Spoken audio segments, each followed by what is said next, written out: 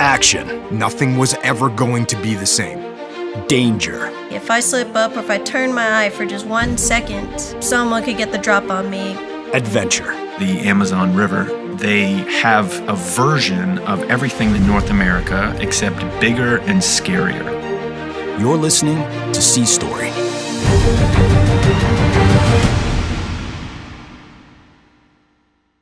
Episode 25, The Gala. My name is Valerie Johnston. I'm a retired Master Chief Yeoman. I'm from Detroit, Michigan, and this is my sea story. One of my favorite stories was when I was on the Sixth Fleet flagship, the LaSalle.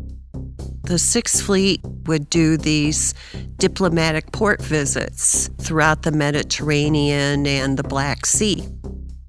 We were in the Black Sea for what we would call Black Sea operations, where we were part of exercises with U.S. Navy and other foreign partnerships like Romania and Bulgaria, the Ukraine, and even a little bit of Russia at the time. We pulled in the port of Novorossiysk. It was pretty exciting because, hey, you're in Russia.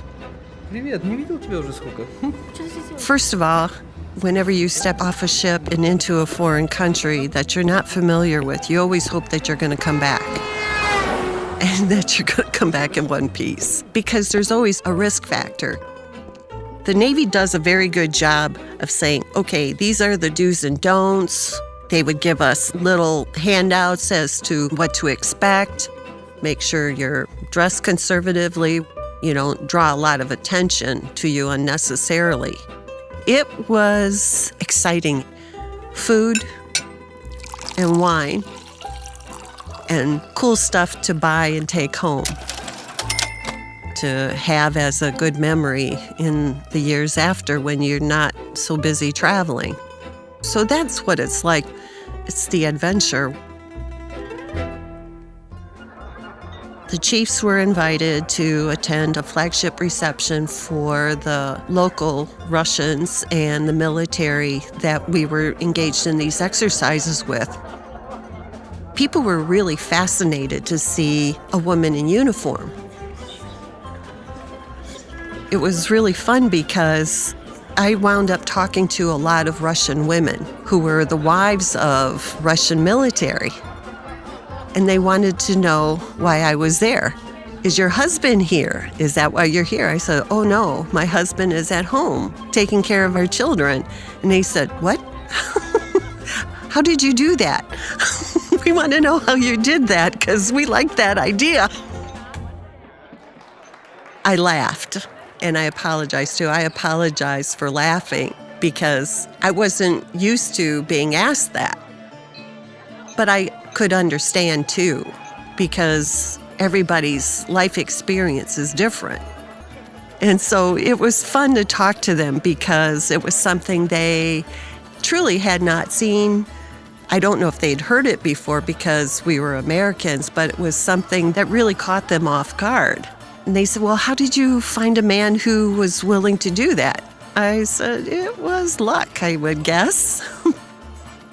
So we were talking about the kids, and then one of the husbands noticed that we were laughing and having a good time over this, and he comes up to us. He says, Master Chief, what are you doing to our women? Are you trying to corrupt them to United States ways? And I started laughing. I said, sir, truly, I can't believe that you would even say such a thing when Russia has the most female monarchs of any other civilized nation. And he says, oh, you know Russian history, huh? I says, duh. It was a lot of fun because then we started talking. He says, okay, so start naming them. We talked about Catherine the Great. There was an Empress Catherine and an Empress Elizabeth, and there was a few others there. When you're an American woman and you go to a place where they're not used to our lifestyle, it can be fun and exciting and a challenge. The idea that you could be a woman in the military, be married, and have a family. It catches people off guard because they just don't think it's possible. It really made me very appreciative that I was an American woman and I had the right and the privilege to do what I did, was to serve my own country and still have a family and have that support not only from my family, my personal family, but also my Navy family.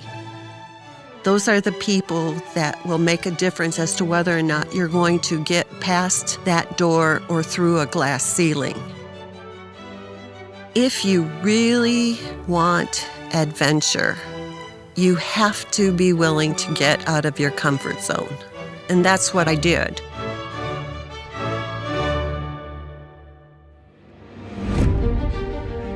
To hear more stories like mine, subscribe to Sea Story today. Coming next.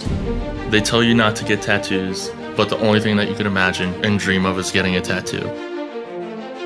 Sea Story is brought to you by America's Navy. Learn more at Navy.com.